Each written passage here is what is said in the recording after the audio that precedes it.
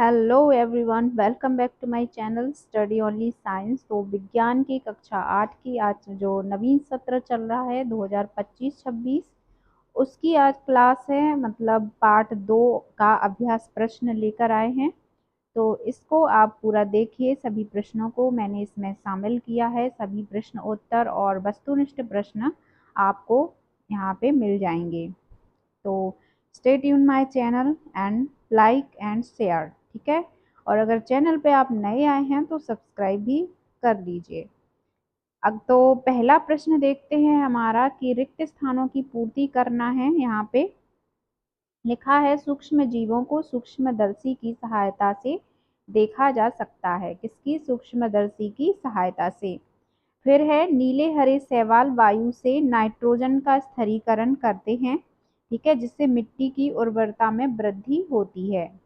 अगला है कि अल्कोहल का उत्पादन यीस्ट नामक सूक्ष्मजीव की सहायता से किया जाता है। फिर अगला है हैजा में जीवाणु के द्वारा होता है, ठीक है। तो ये हमारे वस्तुनिष्ठ खाली स्थान हो गए, रिक्त स्थानों की पूर्ति। अगला प्रश्न है सही शब्द के आगे राइट का निशान लगाइए। तो यहाँ पे पहला है कि ईस्ट का उपयोग निम्न के उत्पादन में होता है। तो आंसर है हमारा अल्कोहल के उत्पादन में होता है। फिर अगला ऑब्जेक्टिव प्रश्न है खा निम्न में से कौन सा प्रतिजैविक है? तो इनमें से प्रतिजैविक का आंसर है स्ट्रेप्टोमाइसिन, ठीक है। अगला है मलेरिया परजीवी का वाहक है। किसका वाहक है? तो मलेरिया परजीवी वाहक है मादा एनाफ्लीज मच्छर का। मच्छर वाहक है, ठीक है इसका। फिर है संचरणीय रोगों का सबसे मुख्य कारक है। तो संचरणीय रोग मतलब जो एक से दूसरे में फैलते हैं, तो वो किस माध्यम से? ज्यादातर घरेलू मक्खी के कारण। फिर है ब्रेड अथवा इडली फूल जाती है, इसका कारण है? तो ऑप्शन है ईस्ट कोशिकाओं की वृद्धि के कारण। फिर है चीनी को अल्कोहल में परिवर्तित करने के प्रक्रम का नाम है, क्या कहते हैं उसे? किण्वन। फिर नेक्स्ट प्रश्न है हमारा कि कॉलम के जो जीवों का मिलान है वो कॉलम 2 में दिए गए उनके कार्य से करना है, ठीक है। तो यहाँ पे आप स्क्रीनशॉट ले सकते हैं, पढ़ लीजिएगा। जीवाणु हैजा का कारक है। राइजोबियम नाइट्रोजन स्थिरीकरण का है। लैक्टोबैसिलस दही का जमना। ईस्ट ब्रेड का बेकिंग।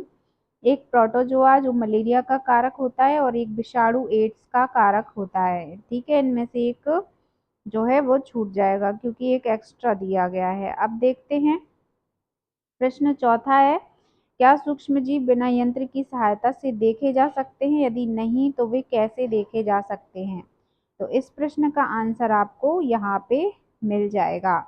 तो पहला प्रश्न है क्या सूक्ष्मजीव बिना यंत्र की सहायता से देखे जा सकते हैं, और यदि नहीं तो कैसे देखे जा सकते हैं? ऑप्शन है, अब यहाँ आंसर है हमारा कि उत्तर नहीं, क्योंकि सूक्ष्म जीवों को बिना यंत्र की सहायता से नहीं देखा जा सकता है, क्योंकि वे बहुत छोटे होते हैं। उन्हें देखने के लिए सूक्ष्मदर्शी माइक्रोस्कोप जैसे यंत्र की आवश्यकता होती है, ठीक है। तो यहाँ पे ये इसका आंसर हो जाएगा। अगला प्रश्न आपकी टेक्स्ट बुक में या आपकी अभ्यास पुस्तिका में लिखा होगा, पाठ्य पुस्तक में, कि सूक्ष्म जीवों के मुख्य वर्ग कौन से हैं?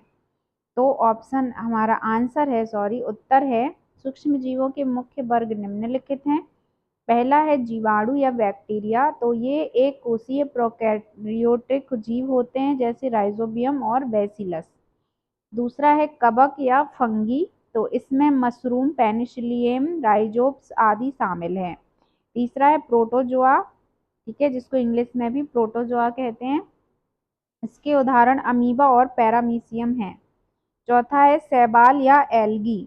तो इसको क्या कहेंगे? क्लेमाइडोमोनास और स्पाइरोगाइरस के उदाहरण होते हैं। विषाणु है पांचवा या वायरस। तो ये बहुत छोटे होते हैं और जीवित रहने के लिए मेजबान कोशिकाओं की आवश्यकता होती है। अगला प्रश्न है आपकी पाठ्य पुस्तक का कि प्रश्न छठवा वायुमंडलीय नाइट्रोजन का मिट्टी में स्थिरीकरण करने वाले मुख्य सूक्ष्मजीवों के नाम लिखिए। उत्तर है वायुमंडलीय नाइट्रोजन का मिट्टी में स्थिरीकरण करने वाले मुख्य जीवों के नाम निम्नलिखित हैं। पहला है राइजोबियम, यह फलीदार पौधों की जड़ों में सहजीवी रूप में पाया जाता है और नाइट्रोजन स्थिरीकरण में मदद करता है। अगला है नीले हरे शैवाल या ब्लू ग्रीन एल्गी एंड काइनोबैक्टीरिया। तो यहाँ पे ये भी वायुमंडलीय नाइट्रोजन को मिट्टी में स्थिर करने की क्षमता रखते हैं। तीसरा है एजोटोबैक्टर, तो यह मिट्टी में स्वतंत्र रूप से पाया जाने वाला जीवाणु है जो नाइट्रोजन स्थिरीकरण करता है। फिर चौथा है फ्रैंकिया, ठीक है, तो ये कुछ गैर फलीदार पौधों में सहजीवी रूप से नाइट्रोजन स्थिरीकरण करता है। इस प्रकार से हमारे प्रश्न समाप्त हुआ। अगला प्रश्न है 7वां, हमारे जीवन में उपयोगी सूक्ष्म जीवों के बारे में 10 पंक्तियां लिखिए। तो इसका उत्तर है, पहला पंक्ति है, यहाँ पे हमने 10 पंक्तियों को शामिल किया। सूक्ष्म जीव जैसे लैक्टोबैसिलस दही बनाने में और ईस्ट ब्रेड को और केक बनाने में सहायक होते हैं। सूक्ष्म जीव मृत कार्बनिक पदार्थों और कचरे को विघटित करके पर्यावरण को स्वच्छ रखने में मदद करते हैं। तीसरा, जीवाणुओं और कवकों का उपयोग एंटीबायोटिक्स और टीके जैसी दवाई बनाने में किया जाता है। चौथा है, राइजोबियम जैसे सूक्ष्मजीव वायुमंडलीय नाइट्रोजन को स्थिर करके मिट्टी की उर्वरता बढ़ाते हैं, जिससे पौधों की वृद्धि बेहतर होती है। कुछ सूक्ष्मजीव मानव और जानवरों के पाचन तंत्र में भोजन को पचाने में मदद करते हैं।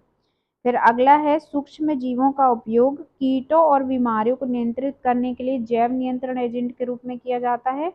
और 7वां है, सूक्ष्मजीव बायोगैस संयंत्रों में जैविक कचरे से बायोगैस के उत्पादन में महत्वपूर्ण भूमिका निभाते हैं। 8वां है, ईस्ट जैसे सूक्ष्म जीवों का उपयोग शराब और सिरका जैसे पेय पदार्थों के किण्वन में किया जाता है। 9वां है, सूक्ष्मजीव मृत पदार्थों को सरल पदार्थों में विघटित करके पोषक तत्वों के पुनर्चक्रण में मदद करते हैं। ठीक है, अब देखते हैं अगला प्रश्न, और इसका प्रश्न 8वां प्रश्न है, सूक्ष्म जीवों द्वारा होने वाली हानिकारक प्रभाव का संक्षिप्त विवरण कीजिए। तो उत्तर है हमारा, बीमारियों का कारण। सूक्ष्म जीवों के कारण होने वाली सामान्य बीमारियों में सर्दी, फ्लू, तपेदिक, मलेरिया और HIV शामिल हैं। खाद्य पदार्थों को खराब करना है, तो इसमें है सूक्ष्मजीव भोजन में पनपते हैं जिससे यह खराब हो जाता है और खाने के लिए अनुपयुक्त हो जाता है। इससे फूड पॉइजनिंग, भोजन विषाक्तता भी हो सकती है। फिर अगला है विषाक्त पदार्थों का उत्पादन, यानी कि कुछ सूक्ष्मजीव विषाक्त पदार्थों का उत्पादन करते हैं जो मनुष्य और जानवरों के लिए हानिकारक हो सकते हैं। फिर है पौधों में रोग, सूक्ष्मजीव पौधों में भी रोग पैदा कर सकते हैं जिससे फसल की उपज कम हो सकती है।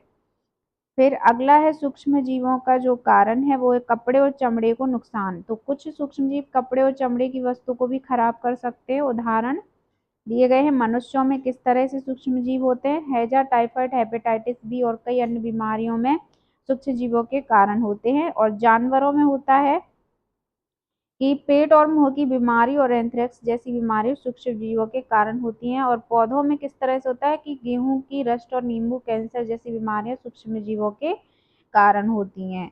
तो ये थे हमारे टोटल प्रश्न जो हमने आप लोगों को यहाँ पे कवर कराए हैं। तो विज्ञान की कक्षा 8 की जो MP बोर्ड की पुस्तक है उसका ये सिलेबस हम कंप्लीट करा रहे हैं। अगर आपको इसी तरह से आपका सिलेबस कंप्लीट कराना है तो हर दिन आपको साइंस की एक एक पार्ट का अभ्यास पुस्तिका के सभी प्रश्नों को यहाँ पे करा दिया जाएगा। तो हमारे साथ बने रहिए और चैनल को सब्सक्राइब कर लीजिए।